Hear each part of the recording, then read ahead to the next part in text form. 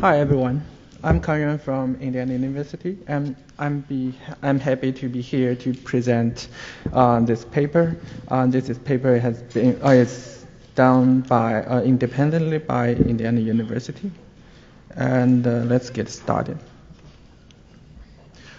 So this is a Coca-Cola, or you may call it Coke. Coke is a well-known code name for Coca-Cola, but it has another lesser-known meaning which refers to an illicit product, cocaine. As another example, blueberry also has an illicit meaning. It actually refers to a kind of marijuana that has the flavor of blueberry, according to the drug users. So one more example.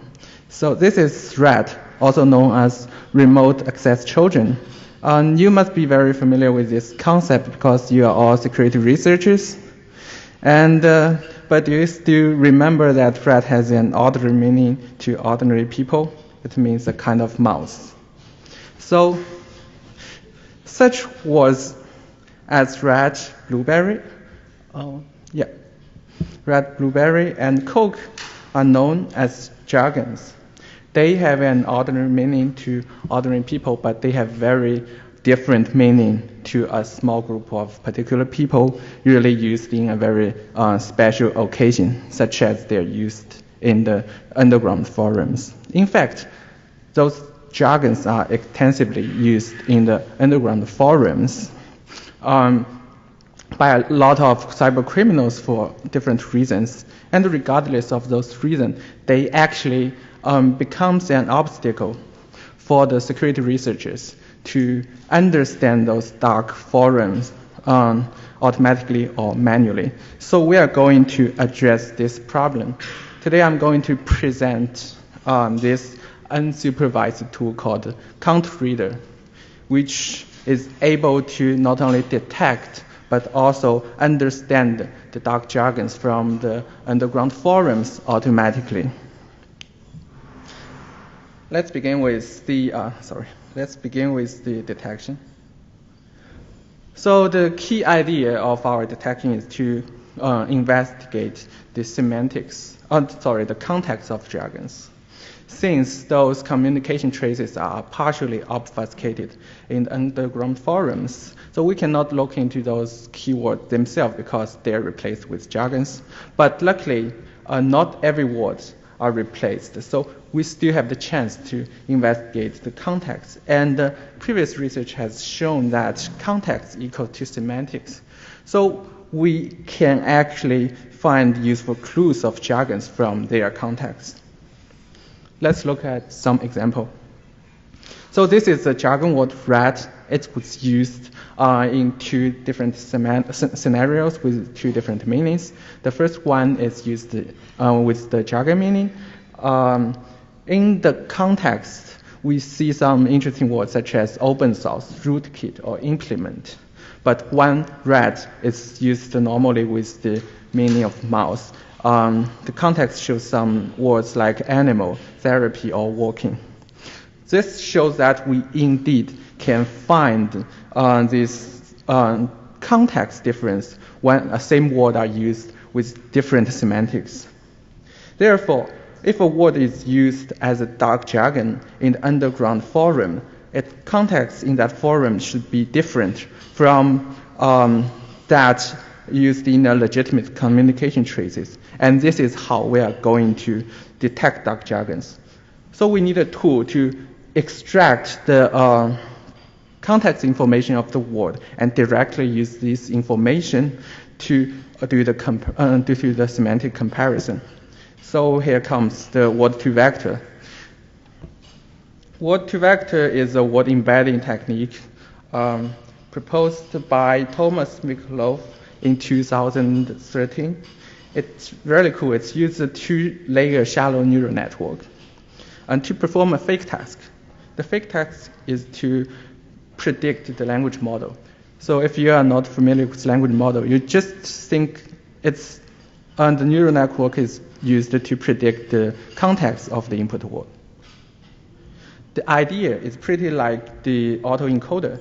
The first layer of neural network is used to extract features from the input corpus. And these features are then used by the second layer of neural network to reconstruct the original data, which is language model. So once the training is finished, we just ignore the language model part. We just ignore the second layer. And we use the features extracted by the first layer as the embedded vectors. And it shows really interesting, the embedded vectors show very interesting properties. One of the properties is that those vectors are comparable. Here we say two vectors are comparable. We mean that we can use the difference of the vector, for example, cosine distance of the vector, to estimate the semantic difference of the two input words. So this is very promising property, and it seems that we can already use this property to find the dark jargons. The idea is to do the differential analysis. So we have two corpora.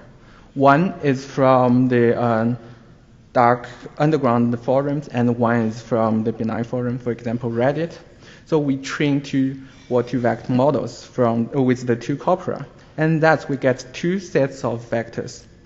So for each word appear in the dark corpora, it is associated with two vectors, each trained from one of the model. Then we can compare the cosine distance of the two vectors, and if the word does show different semantics in the two corpora, the vector should be very different, so we can see there is a large cosine distance. But there is one problem. Is the vector generated from the two separately trained word-to-vector models comparable? Because word-to-vector only guarantee that two vectors from the same model comparable, but there is no proof that it is comparable for two different models. So we are going to investigate with an experiment. So we replace the input corpora both with the small corpora TextSet, which is a subset of Wikipedia. So that means we train two models with the same corpora, the same corpus. So that we get two sets of vectors. And since each word, since the corpus is the same, so each word should have exact same context in the two models. So that means the generated vectors should be same if we can use these vectors to do the semantic comparison. That means the cosine similarity of the two vectors should be close to 1.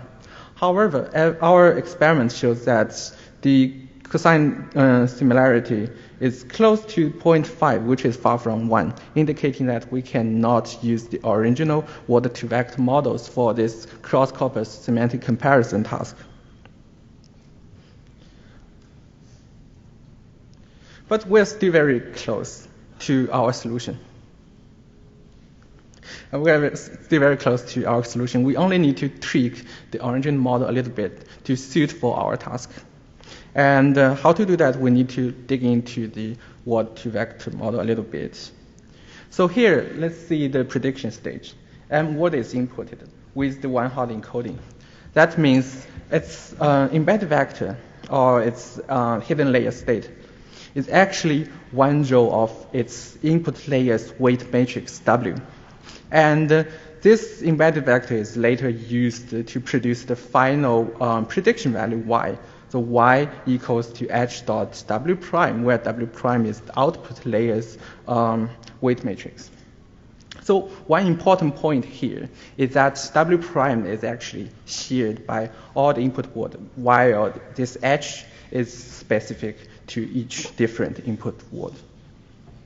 So with that in mind, we are able to explain this model in a very intuitive way. So if two words have similar meanings, then they should probably have the similar context in the corpus. And if they have the similar context, then the model should generate the similar prediction. So the prediction is y equals h dot w prime, where w prime is shared by both words. And we know the two y are equal. That means the two h are equal. So the embedded vectors should be very similar to each other. That's why we can use the embedded vector to do the estimation of the semantic difference of the two vectors. Now let's look at the two separate trained models. So we have 4 matrices here. And let's say if the two words have the same meanings in 2 different corpora.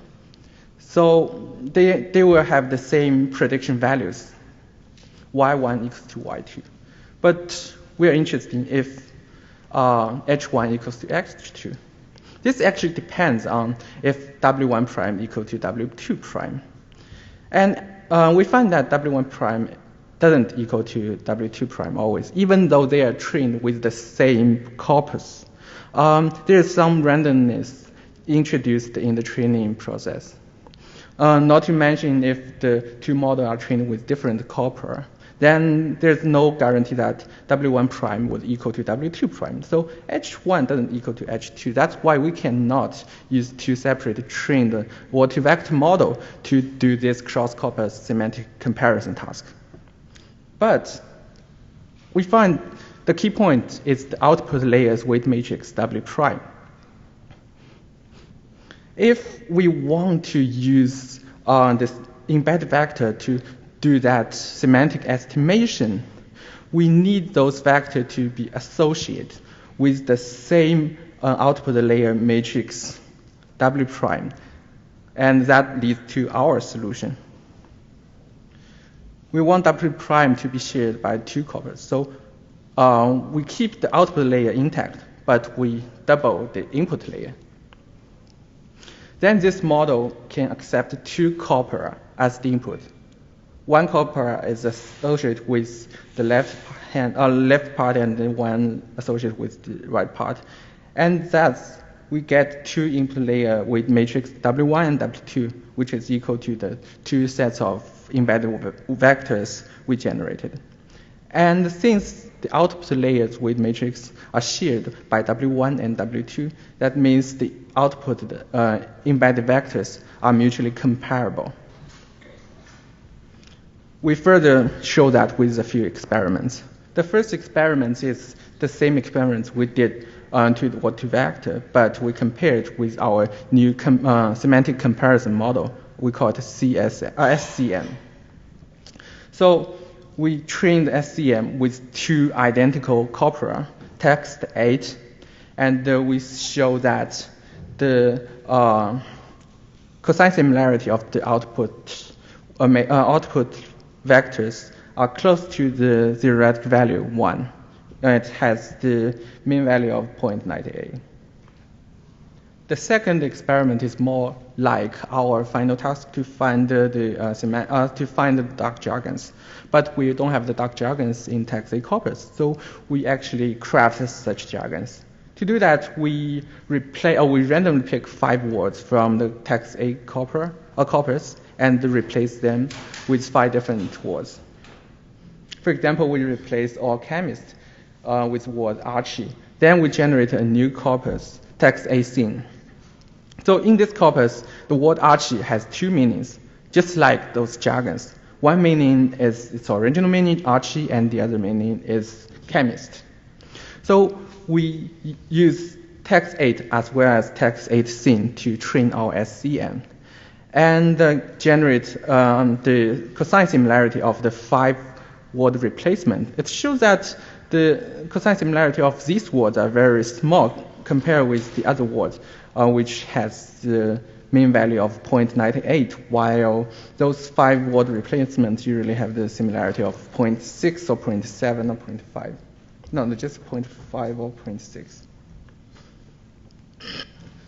Finally, we use another example to show that our model generates the vectors with the same quality of the original word-to-vector model. So we train our model with text 8 plus another dark corpus node, and we use the original word vector trained with the text 8 only. And we make use of the evaluation code provided by Thomas Mikulov and compare the accuracy of the two models. So the accuracy is comparable, shows that we can generate comparable quality vectors as the original word vector. So now that we have proved that our model works, we can use this model to find the dark jargons. So there is a few implementation issues, and I don't have time to cover in the talk.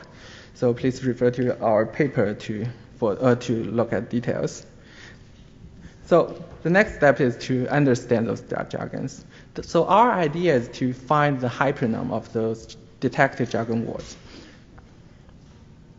In order to do that, we are going to leverage another interesting properties of word-to-vector. So we find if we subtract the vector of man from the vector of king, the result will be similar to the subtraction of vector of woman from vector of king, vector of queen, where man is the hypernym of king and the woman is the hypernym of queen.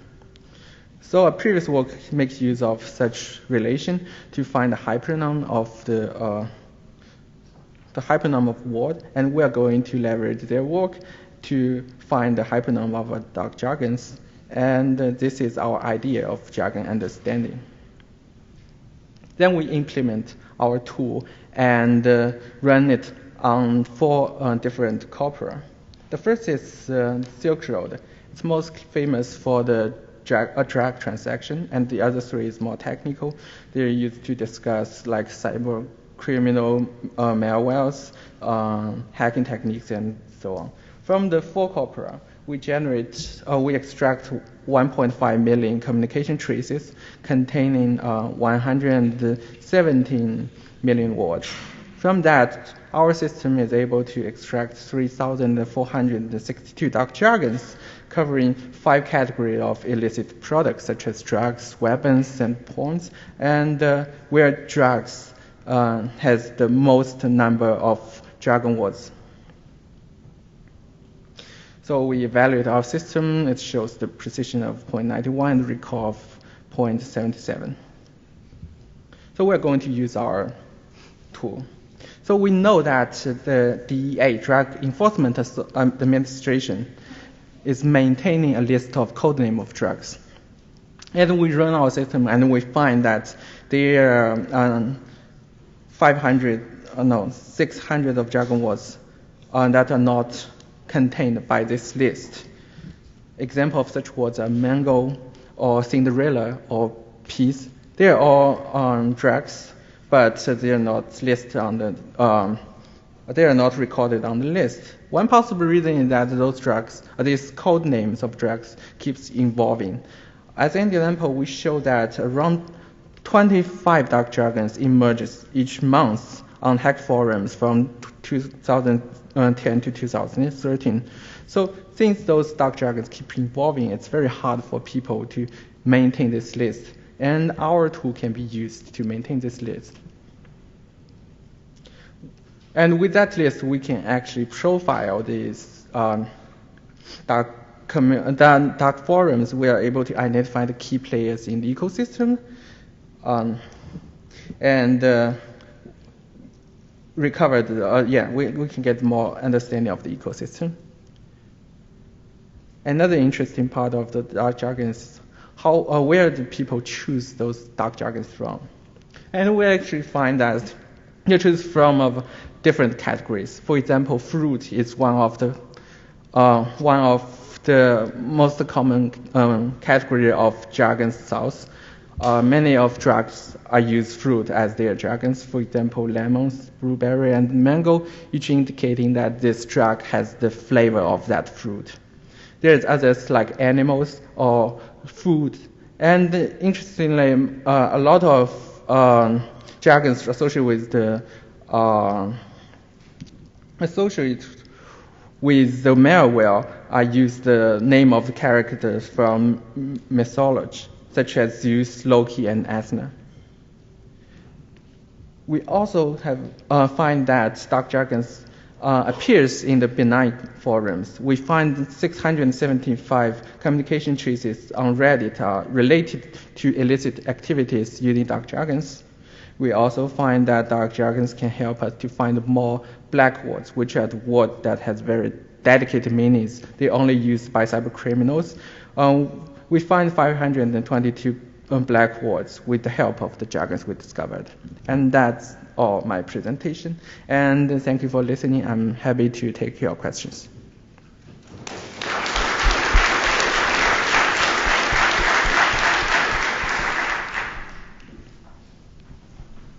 Yang Zhang, Thieves, Germany. So for the most of the technique solution you propose is basically align the vectors trained about different corpora together, right, with word to vec. But however, in natural language processing, toolworks already propose similar method. You simply get the matrix, you simply do some linear transformation. So why your method, or can you compare your method with those methods? I cannot hear you really clearly. Can you repeat your question? Yes, so can you compare your method of this vector alignment with the method on natural language processing, where you simply do some matrix factorization to somehow align the vector of same word trained on different corpora together? I'm not familiar with the technique you are talking about. Okay, we can take it offline. Yeah, we can talk offline.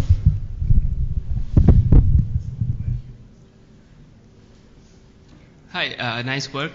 I was wondering, like, how do you measure the accuracy of the jargons you discovered? I remember in one slide you presented those accuracy numbers, but the accuracy is we randomly sampled the 200 of dark jargons we find, and we managed to check this. Yeah.